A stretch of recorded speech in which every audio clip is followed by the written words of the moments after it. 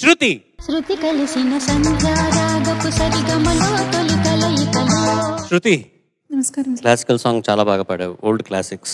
Yes sir. నువ్వు వెస్టర్న్లో ఏ పాట పాడబోతున్నావు? నేను పాడబోయే పాట ముసుగు వేయొద్దు మనసు మీద, చిత్రం ఖడ్గం. స్వరపరిచిన వారు దేవశ్రీ ప్రసాద్ గారు, పాడినవారు కల్పన గారు, రచన సిరివెన్నెల సీతారామ శాస్త్రి గారు. ఈ పాటకి ఒక మూడు, ఒక యాటిట్యూడ్ ఉంటుంది కదా. Yes sir. అది నీ దగ్గర నుంచి ఎక్స్పెక్ట్ చేయకూడదు కదా. వాయిస్ నుంచి ఎక్స్పెక్ట్ చేయొచ్చు సార్. All the best.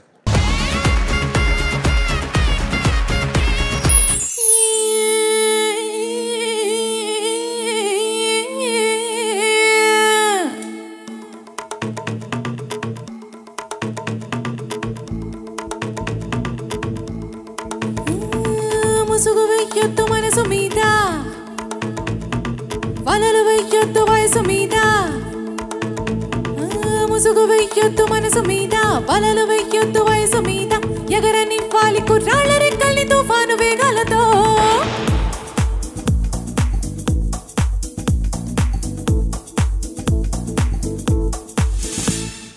ముసుగు వెయ్యొద్దు మనసు మీద, వలలు వెయ్యొద్దు వయసు మీద. ఎగరనివ్వాలి కుర్రాళ్ళ రెక్కల్ని తుఫాను వేగాలతో. ఎవడి ఆనందం వాడినంటే ఒప్పుకోలేరా, అనుభవించండి తెలియదంటే తప్పు అంటారా. మనసు చెప్పిందే మనకు వేదం కాదనే వారే లేరురా. మనకి తోచిందే చేసి చూద్దాం, ఎవరు ఏమంటే ఎందురా. ముసుగు వెయ్యొద్దు మనసు మీద, వలలు వెయ్యొద్దు వయసు మీద. ఎగరనివ్వాలి కుర్రాళ్ళ రెక్కల్ని తుఫాను వేగాలతో. ముసుగు వెయ్యొద్దు మనసు మీద, వలలు వెయ్యొద్దు వయసు మీద.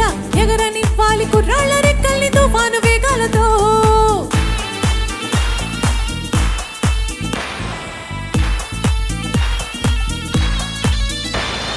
కొంతకాలం నేలకొచ్చాం అతిథులై ఉండి వెళ్ళగా. కోటలైనా కొంపలైనా ఏవి స్థిరాస్తి కాదుగా. కాస్త స్నేహం కాస్త సహనం పంచుకోవచ్చు హాయిగా. అంతకన్నా సొంతమంటూ ప్రపంచ పటంలో లేదుగా. నిన్నలేవైనా గుర్తుకొస్తే తీపి అనిపించని, ఉన్న కొన్నాళ్ళు గుండె నిండా సరదాలు పండించని.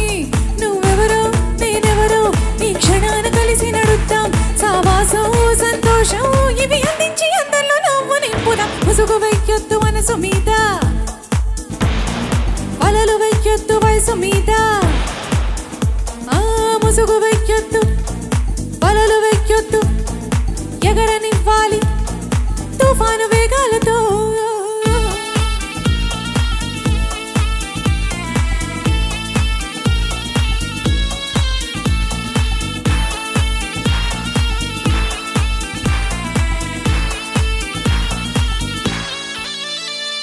సూర్యుడైనా చూపగలడా రేగి చాటున్న రేపుని. ఆ చీకటైనా ఆపగలదా వచ్చే కలల్ని వద్దని. పెరిగి పరదా కప్పగలదా ఉరకలేస్తున్న ఆశని. ఆ దేవుడైనా చెప్పగలడా సమస్యలనేవి రావని. ఎన్నో అందాలు స్వాగతిస్తూ కళ్ళ ముందుండగా అందుకోకుండా ఆగిపోతూ సూరు అంటే ఎలా. ఈ ఉడుకు ఈ దుడుకు ఈ వెనక్కి తిరగని పరుగు ఉండదుగా అక్కడ వరకు. ఈ వయస్సుని లాగి కరిగిపోనీకు. ముసుగు వెయ్యొద్దు మనసు మీద, వలలు వెయ్యొద్దు వయసు మీద. ఎగరనివ్వాలి కుర్రాళ్ళ రెక్కల్ని తుఫాను వేగాలతో. ఎవడి ఆనందం వాడినంటే ఒప్పుకోలేరా, అనుభవించండి తెలియదంటే తప్పు అంటారా. మనసు చెప్పిందే మనకు వేదం కాదనే వారే లేరురా. మనకి తోచిందే చేసి చూద్దాం, ఎవడు ఏమంటే ఎందురా. ముసుగు వెయ్యొద్దు మనసు మీద, వలలు వెయ్యొద్దు వయసు మీద.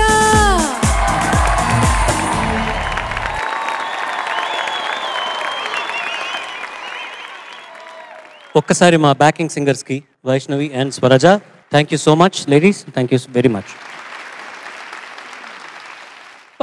అంత యాటిట్యూడ్ వాయిస్లో ఓకే ఓకే, కాల్ చేసినట్టు చూడక్కర్లేదు, నేను యాంకర్ని. ఓకే, ఈ సీజన్ మొత్తం నీతో సపోర్ట్గా ఉండి నించుంది నీ పక్క నేనే. మరి కాల్ చేస్తామే అట్లా చూపుతో. నిజంగా అంటున్నారా? బాగుందా? నేను నిజంగా చెప్పాను బాగా పాడిందా లేదా అని. Judges, over to you. Shruti, చాలా బాగా పాడావు. Thank you so much. నువ్వు ఇలా పాడతావు నాకు తెలుసు, కానీ ఇలా పాడే అవకాశం నీకు మొదటిసారి ఈ పాట ద్వారా నీకు లభించింది. చాలా బాగా పాడావు. ముఖ్యంగా ఈ పాట ఒక పబ్లో పాడే ఒక ఐటమ్ సాంగ్. ఇది శాస్త్రి గారు రాశారు ఈ పాటని. అంటే పబ్లో పాడే ఒక ఐటమ్ సాంగ్ని కూడా ఒక తత్వగీతంలాగా, ఒక వేదాంత గీతంలాగా రాయగలిగింది మాత్రం సీతారామ శాస్త్రి గారు ఒక్కరి. అది ఆయనకే సాధ్యం, అది ఆయన ప్రత్యేకత. అక్షరంలోని ఆవేశం కాగితం మీదకి వస్తే సీతారామ శాస్త్రి గారు, అక్షరంలోని ఆవేశం తెర మీదకి వస్తే అది క్రిష్ గారు. ఎందుకంటే వాళ్ళిద్దరు గురు శిష్యులు, చాలా గొప్ప గురు శిష్యుల బంధం వాళ్ళది. చాలా బాగా పాడావు శృతి. నీ పాట గురించి ఒక్క మాటలో చెప్తా. ముసుగు వెయ్యొద్దు మనసు మీద పాటలో ముసుగు తీసావు గొంతు మీద.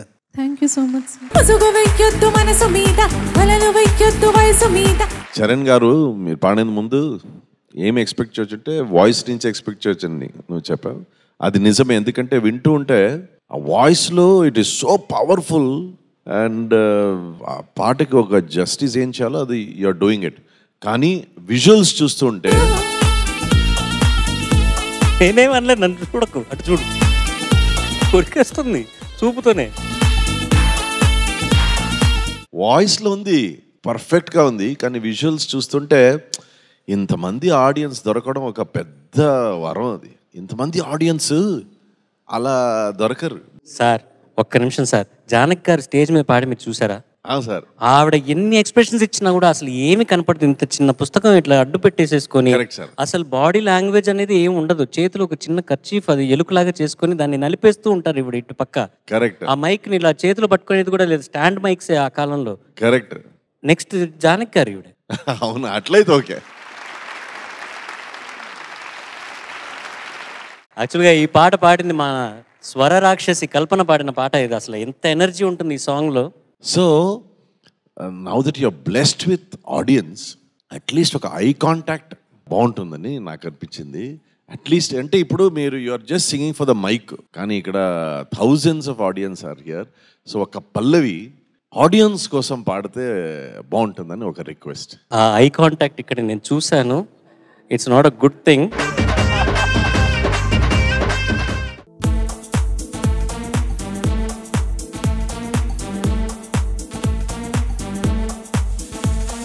ముసుగు వెయ్యొద్దు మనసు మీద, వలలు వెయ్యొద్దు వయసు మీద.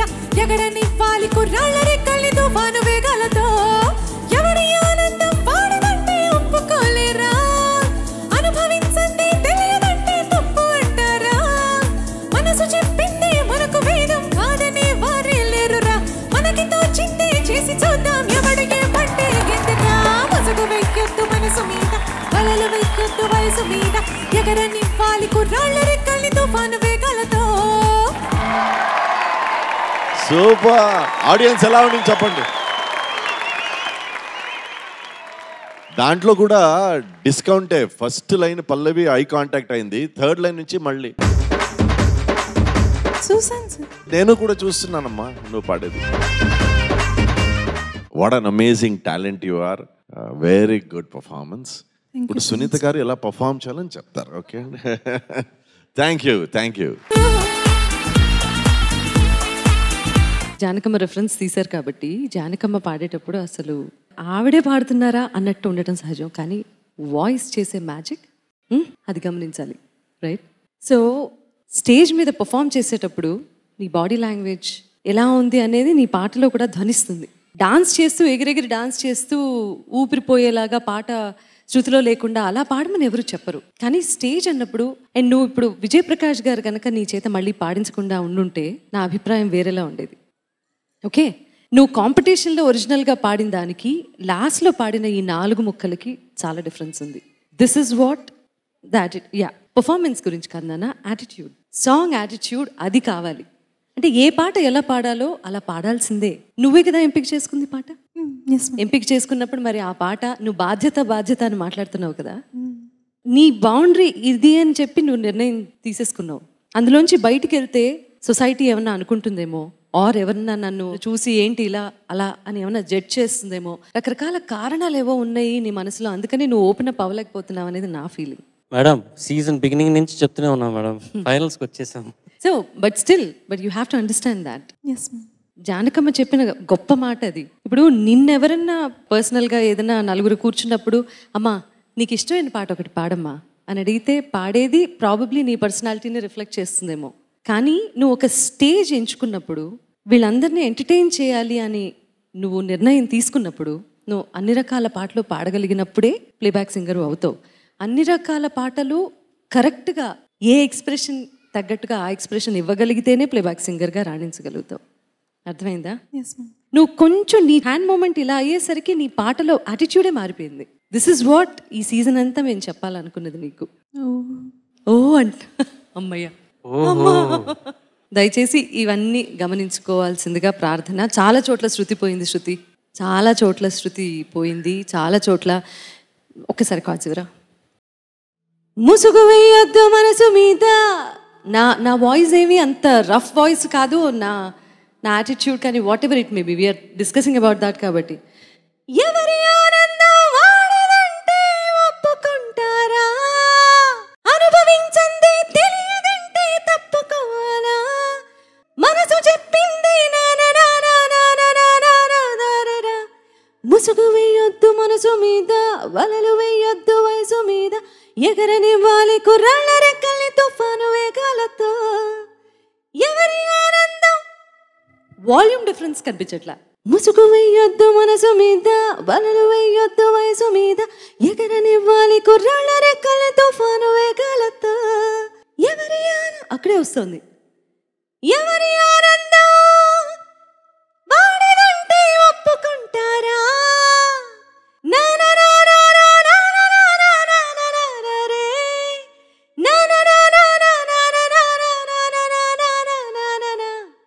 ముసుగు వేయొద్దు వలలు వేయొద్దు, ఎగరనివ్వాలి కుర్రాళ్ళ రెక్కల్ని తుఫాను వేగాలతో.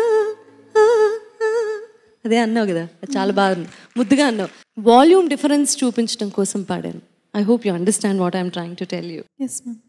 ఆ వాల్యూమ్ ఎప్పుడైతే డిఫరెన్స్ చూపించలేవో నువ్వు సప్రెస్ అయిపోయినట్టు అనిపిస్తుంది. నువ్వు గొంతులోనే ఆ పాట పట్టేసిన ఫీలింగ్ వస్తుంది. ఇది అసలే ఒరిజినల్ స్కేల్ నువ్వు పాడతావు, రైట్? ఒక్క నోట్ కూడా తగ్గించుకోవు. అలాంటప్పుడు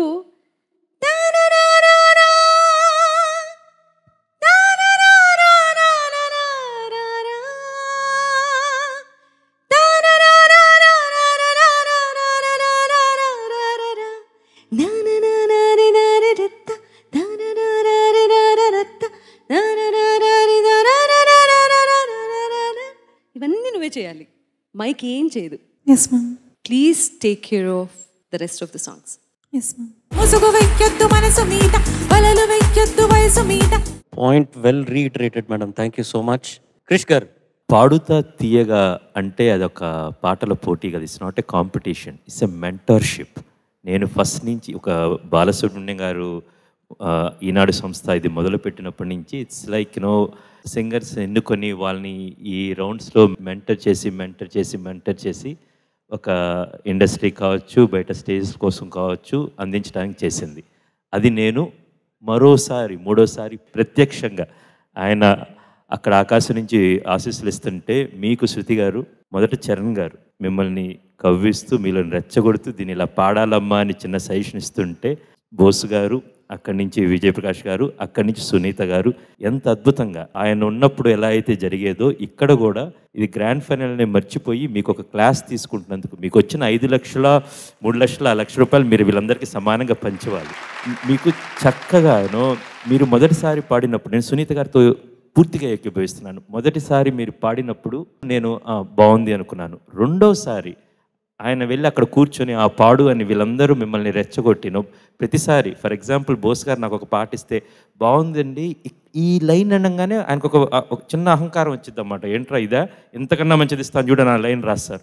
మీరు కూడా అదే పద్ధతిలో ఓహో మీకు ఇది కావాలని ఇంతకన్నా బెటర్గా రెండోసారి పర్ఫామ్ చేసినప్పుడు చాలా బాగుంది. So please take in to consideration వాళ్ళు చెప్పినవన్నీ మనసుకు ఎక్కించుకొని మీ మెంటర్స్ చెప్పినంతా దాన్ని నెక్స్ట్ ఇంకా బాగా పడతారని, సహజంగా మీకుండే బెరుకుని ఈ పాట చెప్పినట్టు ఆ ముసుగు తీసేసి ఇంకా గొప్పగా పర్ఫామ్ చేయండి. All the very best. Thank you so much. All the best. Thank you so much.